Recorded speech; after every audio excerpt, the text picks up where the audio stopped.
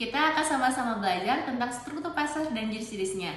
Pada materi ini diharapkan mahasiswa akan memiliki kompetensi akhir seperti mampu menganalisis struktur pasar dan jenis-jenis pasar.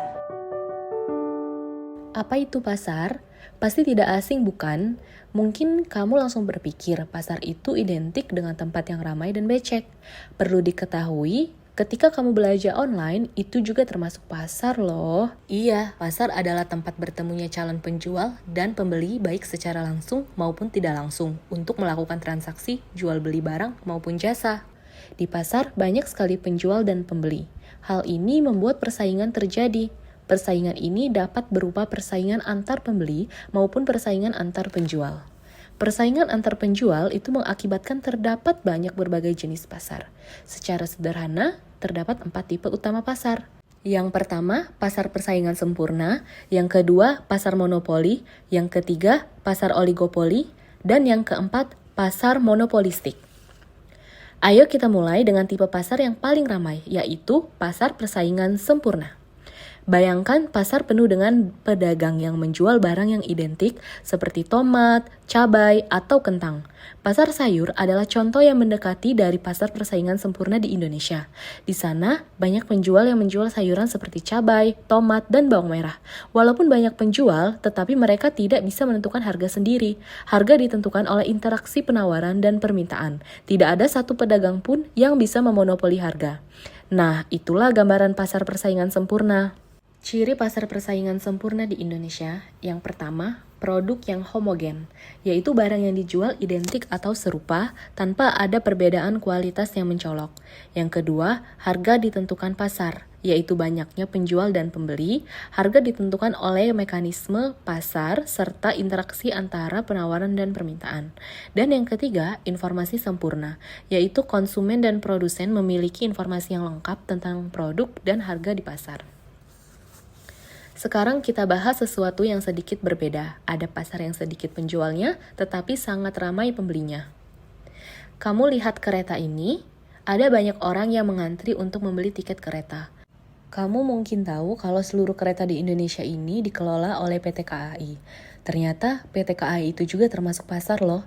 PT KAI termasuk pasar monopoli. Sesuai dengan namanya, pasar ini hanya terdapat satu perusahaan yang menguasai seluruh penawarannya.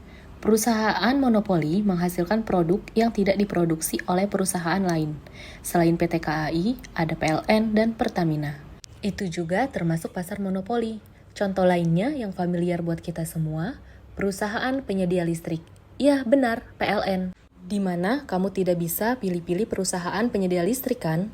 Karena mereka satu-satunya yang mempunyai kekuatan besar untuk menentukan harga. Ciri pasar monopoli di Indonesia. 1. Hanya satu penjual, yaitu dalam pasar monopoli hanya ada satu produsen atau penjual yang menguasai pasar. Mereka adalah satu-satunya penyedia barang atau jasa tersebut.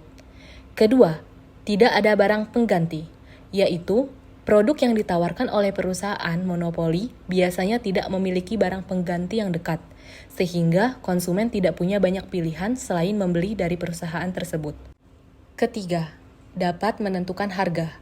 Dikarenakan tidak ada pesaing, perusahaan monopoli dapat menentukan harga, barang, atau jasa sesuai keinginan mereka, meskipun kadang diatur oleh pemerintah. Keempat, hambatan masuk yang tinggi. Sangat sulit bagi perusahaan lain untuk masuk ke pasar ini karena adanya hambatan besar seperti biaya tinggi atau regulasi ketat. Nah, kita geser yuk ke perusahaan air mineral. Wah, ternyata mereka hanya menjual air mineral saja ya. Oh iya, aku ingat, tidak hanya perusahaan ini saja yang menjual air mineral, tapi ada yang lain juga. Kalau ciri seperti ini, kamu bisa menyebutnya dengan pasar oligopoli. Berbeda dengan pasar monopoli tadi, pasar oligopoli ini dikuasai oleh beberapa perusahaan. Namun, jumlah barang yang ditawarkan tetaplah homogen atau satu jenis saja. Ciri pasar oligopoli di Indonesia. 1. Sedikit produsen, banyak pembeli. Di pasar oligopoli, hanya ada beberapa perusahaan besar yang menguasai sebagian besar pasar. Namun, ada banyak pembeli. 2. Produk bisa homogen atau berbeda. Produk yang dijual bisa berupa barang yang serupa atau sedikit berbeda. Bisa disebut diferensiasi produk. 3. Ketergantungan antar perusahaan. Perusahaan di pasar oligopoli sangat memperhatikan tindakan pesaingnya. Jika salah satu perusahaan menurunkan harga, biasanya yang lain juga akan mengikuti. 4. Hambatan masuk menengah tinggi. Masuk ke pasar ini cukup sulit karena perusahaan besar sudah mendominasi pasar dan butuh modal besar untuk bersaing. Kalau pasar persaingan monopolistik, kita masuk ke pasar yang ramai dengan banyak perusahaan. Tapi, tiap perusahaan menawarkan produk yang unik.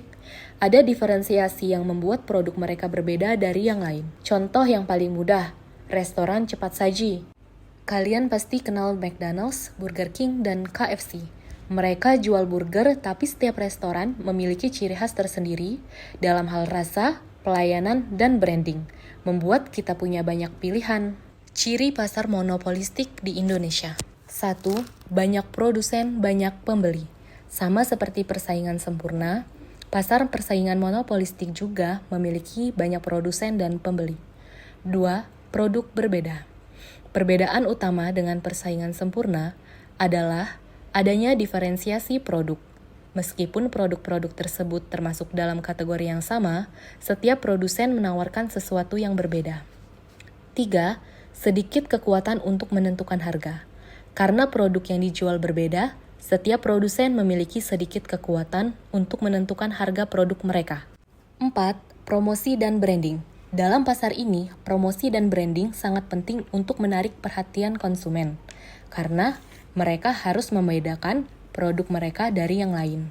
Setelah melihat keempat jenis pasar, kita bisa menyimpulkan bahwa struktur pasar sangat mempengaruhi cara kita berbelanja, cara perusahaan berbisnis, dan tentu saja harga barang yang kita beli. Setiap hari kita berinteraksi dengan berbagai jenis pasar ini, bahkan tanpa kita sadari. Sekarang kamu pasti lebih paham kan bagaimana pasar bekerja di sekitar kita? Semoga video ini bermanfaat. Sampai jumpa.